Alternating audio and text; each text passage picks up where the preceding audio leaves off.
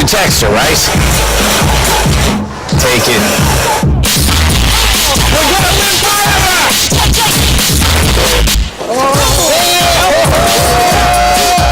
That's security.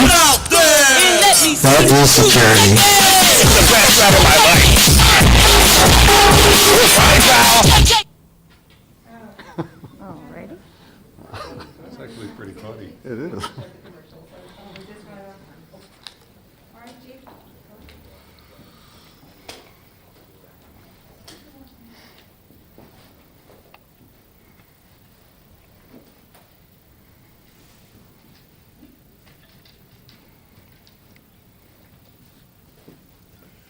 Good morning, everyone. We'll go ahead and get started.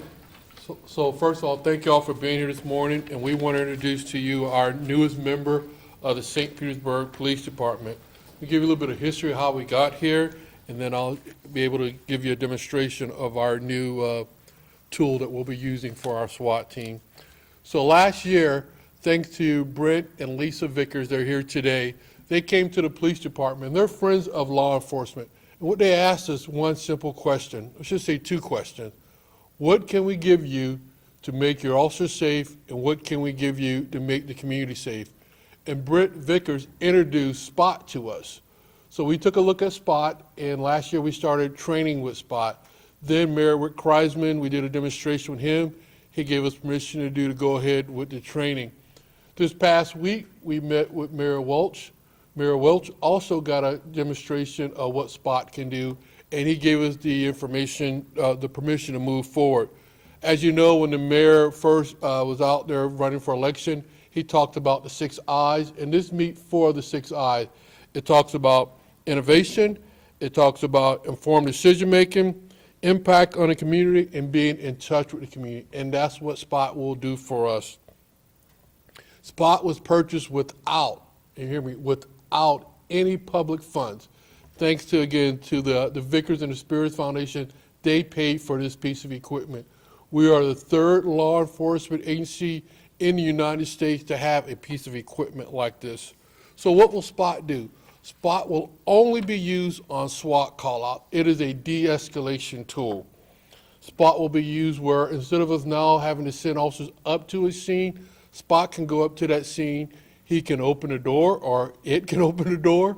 It can go inside. It can take a look around to see what's there, what danger is there. So instead of putting those officers in danger, and it also give that person inside, another way of communicating.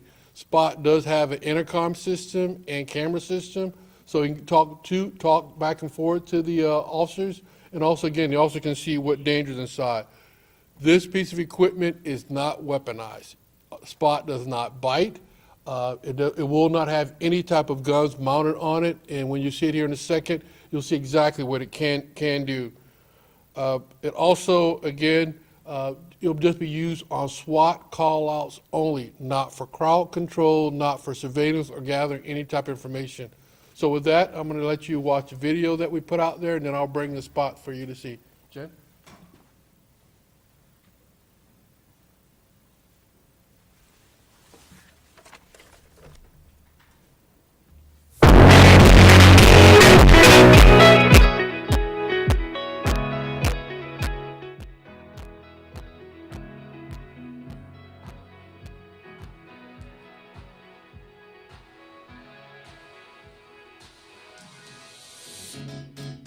St. Pete Police, Come out with your hands up.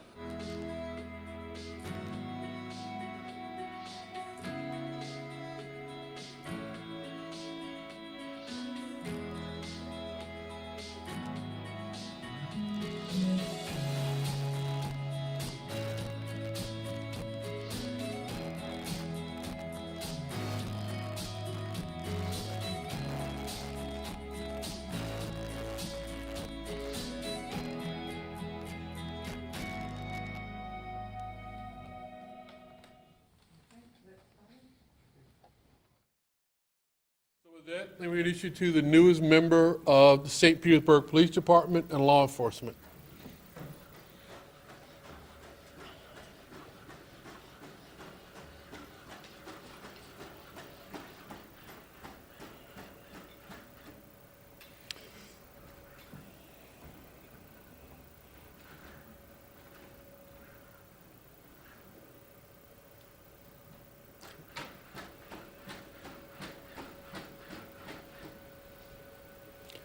Okay, so SPOT will be used by law enforcement, and it should also be used by our first responders, firefighters. So if they had a collapsed building and there's some air pockets, we'll be able to give SPOT to the fire department so it can go inside and take a look.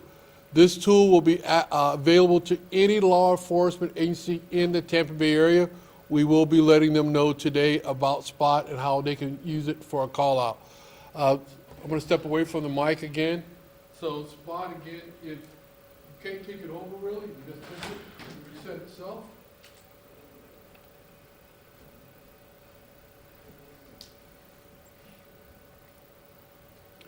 And again, I have Lisa and Brett Vickers here from the Spirits Foundation, and without them, this would not be possible.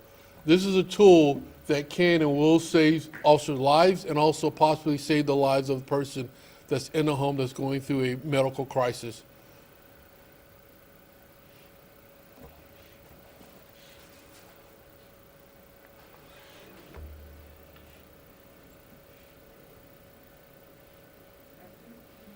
Okay, and if you want to have Spot just dance his way off the stage for us. They're working on it now. I think he's busy from the Super Bowl. Top speed. Top speed on Spot is about 4 miles an hour. 4 miles an hour.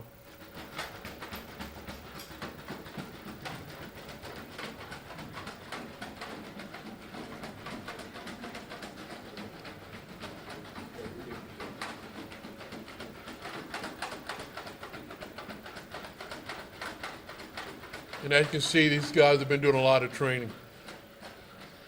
So I will open up for any questions.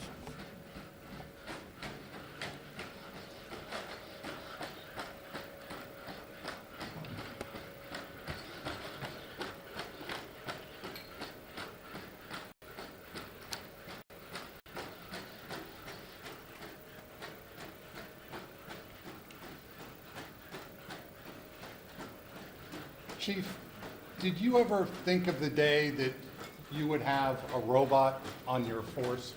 Never thought about it. And that's again where the Vickers came in. When we didn't find this, they went out and found this for us.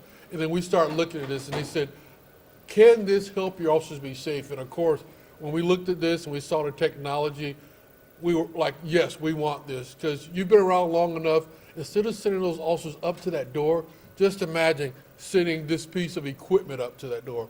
So I'm happy about it. Like I said, 36 years, I never thought I would ever see a day like this. Did he become chief? Could he become chief? Probably one day. Or it, sorry. It, right. That pronouns? No. How's it operated, and just tell us a little bit about the training that these guys go through? Sure, so I'm going to have one of the training officers come up here, whichever wants to talk about the training or major.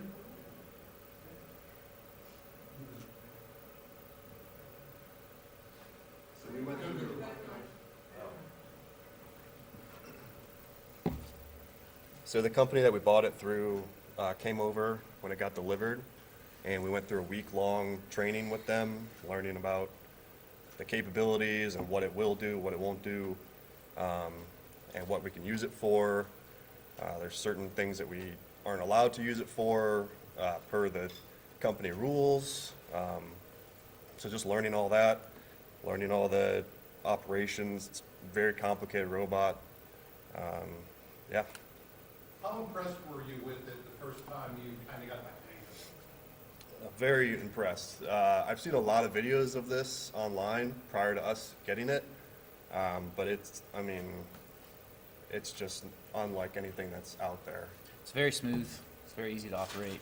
Once you see it go up and downstairs, it's pretty impressive the way it does it. Did you work with anything like this before in the sense of the older types of? So we had a similar robot before that was a lot smaller, but it also had an arm and operated similarly. It just wasn't. This is essentially a computer that can make its own decisions to avoid people, and it's just a lot easier to operate than the other one. Is it possible to put it in automatic and let it do its own thing? No. Is it fully controlled by you? It's fully controlled by me. And, you know, if I ran it at a person or something, you know, it won't go in. It won't avoid it. It has obstacle avoidance, so what he was doing earlier was walking it towards you guys. He went along the whole line, and it basically tells itself it won't run into any of you guys or your equipment.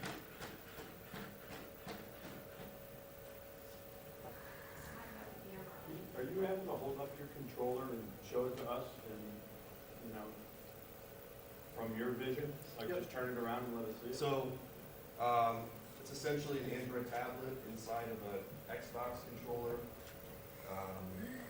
It runs off of either Wi-Fi or radio. So it's very simple, very user-friendly. How are your Xbox skills when you get home? Very good. I'm actually an Xbox player. So. I'm not a PlayStation guy. Talk about the camera. Okay, so the robot itself, when it comes without any of this stuff on top of it. There's cameras on all sides of it. This is an extra thing that we bought. This is a 30x zoom camera that can move 360 degrees. There's cameras all around the bottom of it that give us a panoramic view of everything. And also a camera in the claw up here. So, you know, most cars now are made with the top-down cameras where you can see when you pull into a parking spot. This has the same thing. So I can look at this from the top down, and it'll detect objects that are around it. And on top of that, it just gives you a 360-degree view of everything. So this is, like you said, a camera we bought after the fact. It's called a PTZ camera. It's a pan tilt and zoom. Like you said, the 36x zoom, and then cameras on the front, back, and sides. Multiple cameras around the sides of the PTZ and LED lights as well.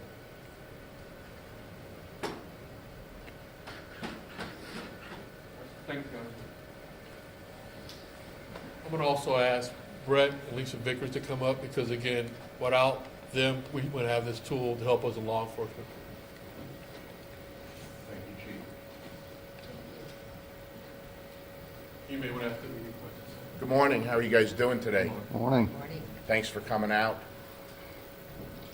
So we're very involved and cognizant. The Spear Foundation and Lisa and I are very cognizant of police officers and what they go through and the stress levels that they go through on a daily basis. And so I became aware of this SWAT robot about 4 years ago and thought, wow, that's going to be a great tool to use in the community for things like search and rescue, for any type of, like Chief said, escalations with the SWAT team.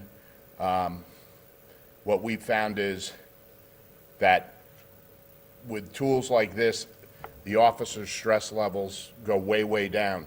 So as you know, officers are human beings just like us. If anyone's in fear for their life, they're going to make different decisions. And so we feel that this robotic dog is going to de-escalate and take stress levels down both for the officers and also potential, perpetrators or, hostage takers.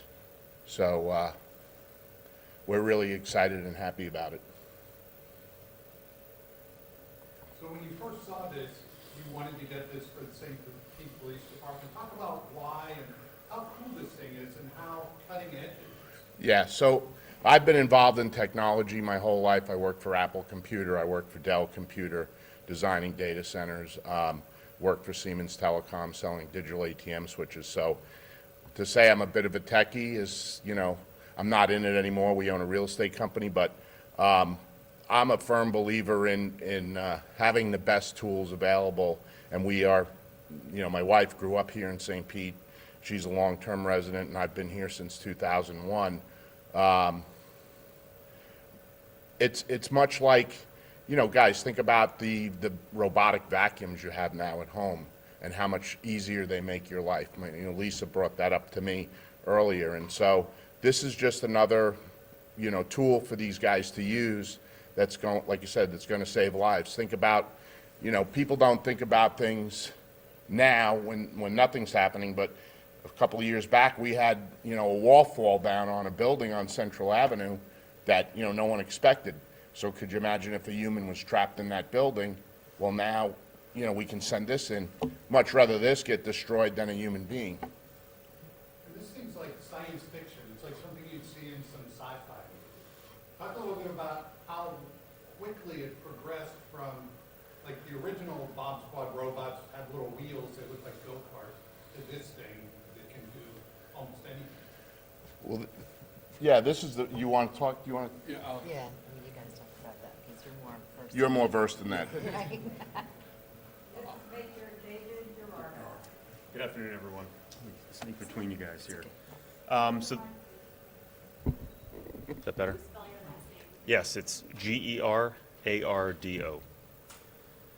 So SPOT represents what I've been calling a generational leap forward in the robotic technology that we have available to us. As the operators were telling you a few moments ago, we've had some robotic capability with our SWAT team historically, but nothing like this. It was what you're probably used to seeing, like your bomb squad type robot, like a miniaturized version of that. It's very small. It's all analog controls, meaning everything the robot does, the user has to directly give a command through a remote control, and you're only usually observing what you're doing through a small black and white camera. The camera capabilities of this are significantly increased, and it's what we've been calling semi-autonomous. So, as you were asking earlier, if the robot can be set on automatic and kind of given a mission and go out on its own, no, it cannot. It needs constant input from the operator. However, it has obstacle avoidance it's doing on its own. Similarly, like opening a door with a robot, which can be a very tedious, difficult task when you're using an analog controller. This device has the capability, essentially, to figure out how to open that door on its own. So it'll take a great deal of stress off the user, and ultimately, if I can send a robot through a door during some sort of high-risk incident, it's much safer, not just for the officers who would otherwise have to go into that space to search it for me, but it's safer for if there's a suspect, an individual on the other side of that door. If I take the human out of that interaction, then that need for deadly force, if something happens, is greatly mitigated. So that's the true value that we see in SPOT. Were you surprised what all this thing can do? Absolutely. This is incredible technology when I saw it. One of the officers said to me that their old robot, the analogy would be like driving a Model T car, and this is like driving a Tesla. That's the difference in technology. So from a layman's term, that's the best example I could give to you, or analogy I could give to you. Any other questions? Who named it? The company named it, so we're gonna stay with the name of SPOT. We have talked about maybe we'll send it out and maybe get some of the kids to name it, but right now we'll stay with SPOT. Now, will you take this out to schools and show it to the kids? No. The only time this piece of equipment will come out is on a SWAT call out, whether the surrounding law enforcement agencies are asking for or the fire department is asking for. Other than that, this piece of equipment will never just go out just to go out. Was this the actual one used in the spots, the Sam Adams, or this? No. No. There was one that was like this, but okay. Yeah. As the officer told you, is you saw the basic, here you see the cameras and other things that were added on. And again, they took care of all the funding for that. Well, the Spear Foundation, we really want to work with the community and help the community bridge the gap with the police officers, and anything we can do to give them information and resources that we can to help with that relationship. That's what we really love to do. Right. We've already mentioned this, but there are other law enforcement agencies across the country with this exact same one. There are only 3 law enforcement agencies that we're aware of. One is in Hawaii, Massachusetts, and now in the Tampa Bay area. you expect to be fielding phone calls from other agencies? We know right now that there are some agencies that are looking at this piece of equipment. We know that some of that are on order right now. They're just trying to, again, you saw how long it took for these officers to train in this. So once they're trained and other law enforcement agency asks for it, it'll be, again, the Tampa Bay area, this is now available for everybody in the Tampa Bay area. If we get a call and they need this, we will respond with this. It's gonna be up to either that chief or that sheriff, because it's up to them how they're gonna use this tactically. So they're on the scene, they need to make those calls. You'll still use the other older robots for certain situations? This is gonna be it. That's Like I it? said, this- Like for bombs and everything? Well, this is the new generation, so Okay. we'll use this, that'll always be our backup. But like I said, we've got the best right now, so we're gonna stay with the best right here. About how much does, I know no public funds were used, but what's the cost of this typically? This was, over, yeah, we had, so, 226. I'm sorry, 226. 226? $226,000. So the base dog is about $75,000, where the magic happens is on the top of the dog, and that stuff's actually more money than the dog. Will these officers get their own vehicle with, says K-9 on the side or anything? that would- We're working on that, and again, like I said, and like I talked to the mayor, and I wanna just, some companies talk about how they're gonna help the community. The Spirits Foundation is helping the community, helping lives, right here.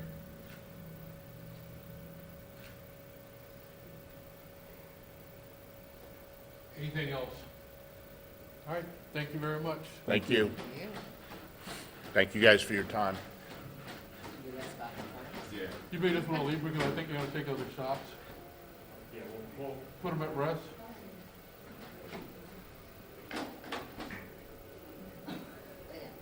See, you already got terminology for them.